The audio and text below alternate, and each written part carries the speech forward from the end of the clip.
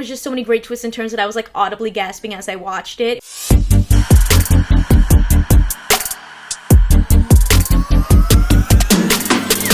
A murderous doll, a rich animated world, and mysteries galore. There's a lot to love about the TV of 2021.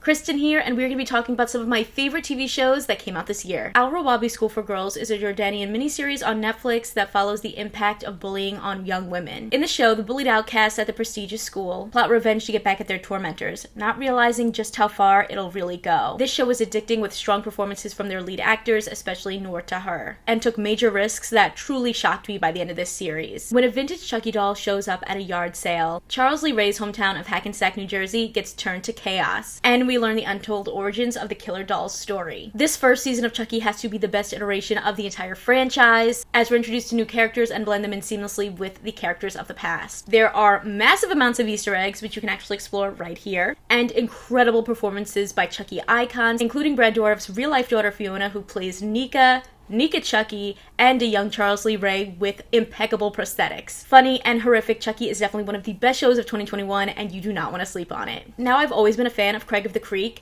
which follows Craig Williams and his friends' adventures in the creek in their neighborhood, but season 3 took this story to new heights. It expanded the scope of the creek while also diving so much deeper into the lore and the world building of this series. To see characters return, storylines go even deeper, and new friendships form brings even more of a sense of community to this show that is truly diverse and works really hard to tell inclusive stories. I feel like it doesn't get enough love, but Craig of the Creek is one of the best animated shows out there. Cruel Summer tells the story of a girl who goes missing and another girl who kind of takes over her life over the course of 3 summers in the 90s. Chiara Aurelia and Olivia Holt are so compelling in their roles and will really have you switching sides back and forth as you learn more and more and dive deeper into the story. Ghost is an adaptation of the British series of the same name that now stars Rose McIver and Utkarsh Ambudkar. They play Sam and Jay, who inherit this beautiful country mansion and want to turn it into a bed and breakfast. But when Sam has a near-death experience, she has the ability to now see the ghosts that live in this house. There's a lot of really funny, different characters: a revolutionary officer, a Boy Scout leader, a Wall Street trader, a hippie, a flapper singer, and even more ghosts whose stories we get to learn about each episode. Ghost just has a great ensemble, it's very witty, and a quick watch. Intertwined is a new Argentinian series on Disney+,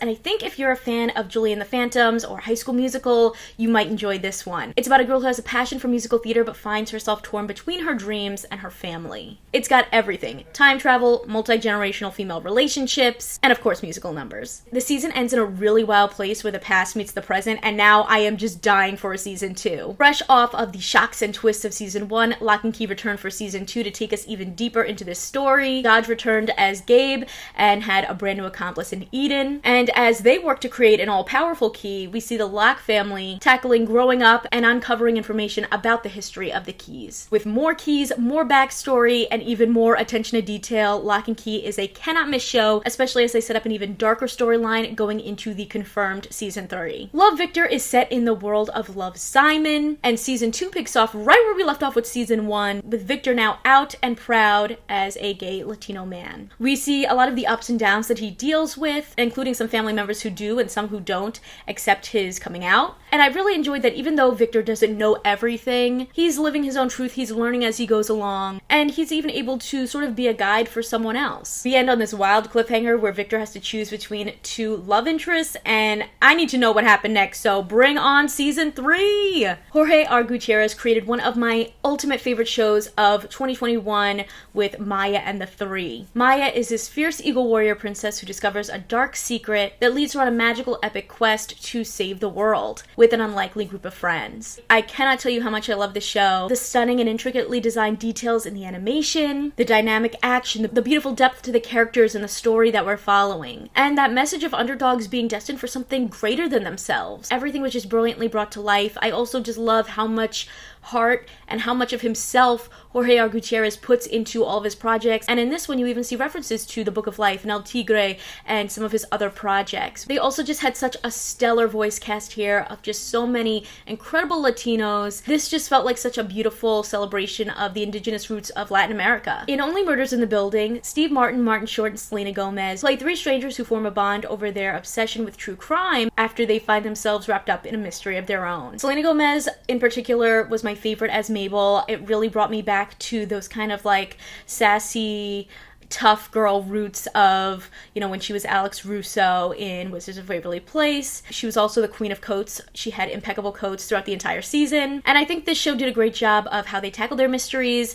We got not one, not two, but 3 mysteries in this season. 2 of them were solved by the end of this season, but the 3rd one goes into that next season that's coming up, which I cannot wait for. And I think the show did a great job of paying tribute to, but also parodying a little bit, true crime fans and just, paying like a loving homage to them. Lauren Oliver adapted her book Panic into a series starring Olivia Welsh, Mike Feist, and Jessica Sula. It follows seniors the summer after they graduate high school as they participate in this risky competition game to win $50,000 to kind of help them escape their small town. Ray Nicholson was a standout in this. I still ship Ray and Heather, and overall this show just had a really great cast, and there was just so many great twists and turns that I was like audibly gasping as I watched it. It was so good, but unfortunately it has not been picked up for a 2nd season. So now you just got a miniseries to watch. Secrets of Sulphur Springs ended up being one of my go-to shows to watch with my dad, and we just had so much fun with it. It's about 2 teenagers who find a secret portal that allows them to time travel into the past. They end up trying to uncover clues about a girl who mysteriously disappeared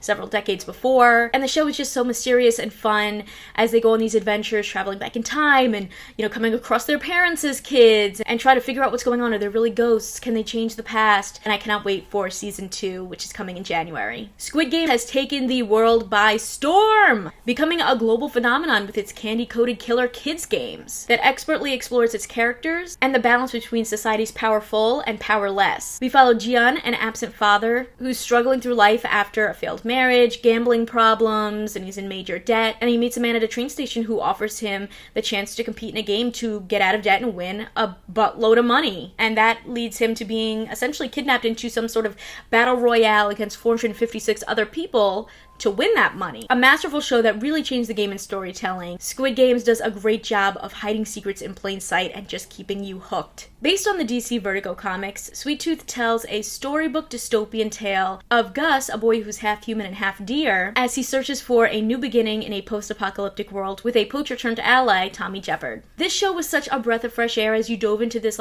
whimsical and wholesome world, which is actually quite different from the comic books, which are much darker. Gus and Jep are the heart of this story as this reluctant duo who end up forming an unlikely bond and a really strong friendship from that. There's a lot of mystery around the hybrids and what's really going on, and I just love that they balance this science post-apocalyptic mystery with this found family adventure and figuring out who you are. I really cannot wait for a season 2. Mindy Kaling and Justin Noble made lightning in a bottle with their new HBO series, The Sex Lives of College Girls. The series focuses on 4 college roommates who are just trying to figure themselves out. I think they did a really great job of developing each individual girl while also building them into this unlikely friend group that you love to follow. It feels like a new generation of a Sex in the City. They do a great job of tackling everything in the show in a very witty and relatable way. The White Lotus was one of the most addicting shows of 2021. Everyone was watching it as it followed a week in the life of vacationers in paradise and the cheerful employees that worked there as things became darker and more complex with each passing day. With an all-star cast, over-the-top characters, and an overarching murder mystery, I could not get enough of this show. Jennifer Coolidge was a shining star, and now the show has been renewed for an anthology series where a new group of travelers will stay at another White Lotus property somewhere else in the world, and I'm ready for just even more wild adventures. Yellow Jackets has to be one of the wildest shows of 2021. It follows 2 different narratives. The first is in the 90s, where this team of girl soccer players survive a plane crash in the wilderness and descend into cannibalistic clans, and then 25 years later is when the survivors of that incident are now older and trying to keep hidden what happened so many years ago. This series has everything. It's a survival epic, a psychological horror, a coming-of-age drama, and there's even some supernatural occult type elements that are coming into play. That paired with a stellar ensemble makes this a show that will keep you guessing every single week. I still don't know what's going to happen next. Trapped in Madre Linda with his wife Love and his new son Henry, Joe Goldberg is back to his old ways in You Season 3. Through therapy sessions, we learn that Love and Joe are both really looking for the same thing. They are 2 sides of the same coin, but they still cannot control their murderous impulses. I was hoping that they were going to become like an evil power couple like Tiffany and Chucky, but instead, you know, they both see themselves as the hero and the other person as the villain until it becomes basically Love versus Joe, who's going to make it out of this. I thought this was a pretty solid season, one of the best seasons of You so far, and I'm interested to see what's going to happen next, because it feels like season 4 is going to go off the rails. So I gotta know, what were some of your favorite shows of 2021? Make sure to leave a comment down below and let me know. Consider subscribing if you like my videos, and if you want to talk more TV and movies with me outside of the comments section, check out the exclusive Discord available on my Patreon at patreon.com/kmaldo. If you like this one, you can check out more of my videos right over here. See ya!